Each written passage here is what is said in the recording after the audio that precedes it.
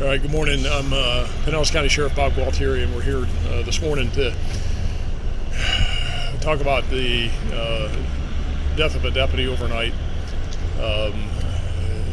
What happened is about 10:30 last night, Deputy Michael Hartwick, who is 51 years old, been with the Pinellas County Sheriff's Office for 19 years, was working a traffic detail on I-275 north of Gandy.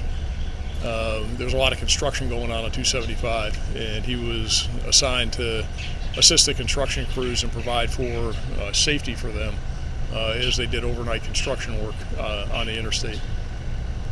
Deputy Hartwick arrived around 10:30 last night at his assigned post.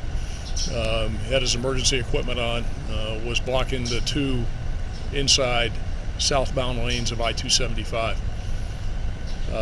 He got out of his cruiser after he parked there, and there were cones up and down clearly blocking the traffic lanes.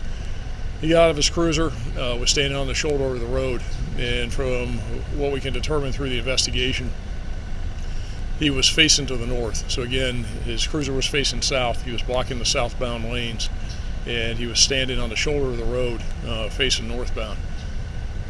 One of the construction crews that was going to pick up the concrete barriers to block off more permanent lane markings on the interstate was traveling northbound, and it was a big, huge construction front loader with the big forklifts on it to move these 1,000-pound concrete barriers. As Deputy Hartwick was facing to the north, the loader, driven by a Hispanic male by the name of Victor Vasquez, struck Deputy Hartwick and killed him instantly, and he died at the scene. After hitting Deputy Hartwick, Vasquez continued north, probably for about a quarter of a mile, pulled the loader off into a parking area, got out, told another construction worker that he had just killed a deputy, and took off his helmet, took off his vest, and began running from the scene. The other worker took his vest and his helmet and hid it in a wooded area to the west of the location. Vasquez is still at large. We're seeking him now actively. Again, his name is Victor Vasquez. He's a Hispanic male, about 35 years old. We believe that he's still on foot somewhere in the area, and again, it's an active scene. We're actively looking for him. Deputy Hartwick's family's been notified, and again, it's an active investigation. I'm telling you what I know at this point. The charges against Vasquez are leaving the scene of an accident involving death, secondary felony. The other guy that helped him get rid of his vest and his helmet and his other equipment, he's been charged with being an accessory after the fact. He's in custody now. So that's what I know at this point. All I can say is here we go again. This is 18 months after Deputy Magley was killed. We go 110 years in the Pinellas County Sheriff's Office with no line of duty deaths, and now we have 2 in 18 months. But Deputy Hartwick was doing what cops do every day. He was out doing his job. He was on his assigned post. He was trying to protect the scene out there for the construction workers, and ironically, he got hit by one of the construction workers on this loader. Of course, what Vasquez should have done is stop, and he should have rendered aid, and he certainly should have acknowledged what he did, as opposed to fleeing and now being a fugitive. So happy to take any questions that you all have. That's about what we know at this point. Do we know if any prior arrests on Vasquez? I don't know. I'll be honest with you, is that there's even some question as to who he is. We're still trying to flush that out now. We're going to put out a photograph of him. Our Public Information Office will put a photograph out to you. I really ask you all, and hope you will, is to share that photograph as far and wide as you can.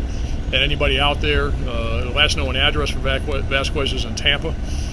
Anybody out there that knows where he is right now, please call the Pinellas County Sheriff's Office or the Tampa Police Department if he's in Tampa. Let us know because we really want to get him in custody.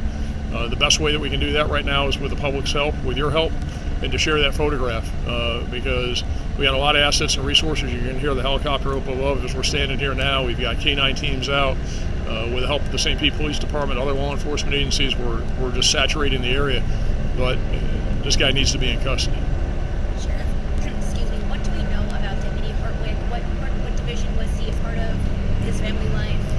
Yeah, so Mike's been with us for 19 years. I know him. He was assigned to the patrol division. He was working out of our North District station on a night shift. He's a patrol deputy, a guy who for 19 years dedicated his life to protecting and serving the people of Pinellas County and doing what cops do every day. Mike was a good guy. He was a good cop, did his job. He's got some adult children, and of course they've been notified. He just went through a divorce. His most recent former wife is living out of the area. Does have some other family members, again, in the area, but they are adult children. And his mother's still alive. She's been notified. His father's deceased. And that's pretty much what I can tell you about Mike. Was he working one of those overnight off-duty details, the overtime details? Correct. It's an off-duty. Yes, an overtime detail. Yeah. How old is he? 51 years old. Can you tell us about just the size of this search? It sounds like in the air and on the ground, it's a lot of deputies. Yeah, there's probably hundreds of cops out here trying to get this guy in custody. He killed a cop and he ran. And we need to get him in custody. He needs to be accountable for what he did. And it's just mind-boggling that he would do that. And he knew because the guy that he shed his vest and his helmet when he told him what he did, he knew he killed a deputy, and he made a phone call to somebody else after he did it, saying that he had killed a deputy. So he knew very well what he did, and then decided that now he's not going to do the right thing. He didn't do the right thing to begin with how he was driving out there and what he was doing, and then he didn't stop and even try and render aid, and of course fled. And so, yeah, we got a lot of assets and resources. We'll have a lot of assets and resources, and we're not going to stop till we get this guy in custody. Is there any belief that this guy could be a danger to the public? I don't know that because I really don't know enough about him. And again, we don't have a criminal history. I'm not even 100% positive that is his name. That's why we will need to get this photograph out there. He's got some identification that we're able to obtain, and it could be fake ID. So the answer to that question is possible, but I really don't know. I can't tell you. How could the public assist in this investigation today to make the investigation a little bit easier for you guys? Is that there's somebody out there that knows who this Victor Vasquez is, or whatever his name is, through this photograph, and something that there's somebody out there that knows him. He's got family, he's got a girlfriend, he's got relatives, he's got friends, he's got somebody. This guy in the area of Tampa that we know he was living in is the West Tampa area, the area around Columbus Avenue, in that area of Tampa. Somebody over there knows him, and what we really, really need the public to do is to step up and help us and help us find this guy, tell us where he is so we can go get him in custody and he can be accountable for what he did. Now, what type of construction vehicle did you say he was driving? You said he kept going. Yeah, so it's a big, huge front loader with a big forklifts on it that moves these 1,000-pound concrete barriers. So it was massive, and the way he was going, he was probably driving, I'm approximating it because we do have the incident on video from the dash cam in Deputy Hartwick's car, is he was probably doing on the shoulder of the road with that big vehicle probably at least 20 miles an hour, and he was going at a pretty good clip. The big forklifts on this thing were straight out and they were up, and it looks like that he just ran those into Deputy Hartwick, and he suffered a lot of trauma. And that's what happens when you get hit by something like that. And is the understanding now just that this was an accident? This was initially an accident? Yeah, there's no indication at this point it's an intentional act. The intentional act is fleeing and leaving the scene and not being accountable and doing the wrong thing.